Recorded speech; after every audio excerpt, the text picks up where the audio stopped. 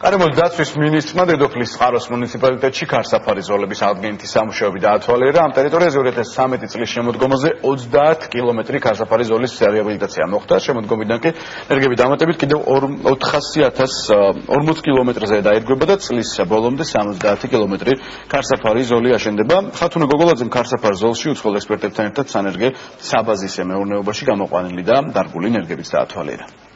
მიმდინარეობს შავშან-დარგული ნერგების, გამხმარი ნერგების მოვლა და მათი გამოცვლა, ჩანაცვლება ახალი ნერგებით. ჩვენი მიზანია რომ აღვადგინოთ ეს ზოლები და დღესაც ლევანდელი ღონისძიება სწორედ ამ ქარსასავლის ზოლების აღდგენისკენ და მოვლისკენ მიმართული საქმიანობაა. ამ პროექტისთვის ჩვენ ვიყენებთ კონტეინერულ ნერგებს, რომლებიც გამოგვყავს საფრთხიჭალის სანერგეში. ეს არის ძალიან მაღალი ხარისხის ნერგები, რომლებიც იზრდება კონტეინერში. მიუხედავად იმისა, რომ აქ რთული კლიმატური პირობებია, არის სიცხე და გვალვა, მათი გახარების მაჩვენებელი დაახლოებით 85%-ში ადგენს.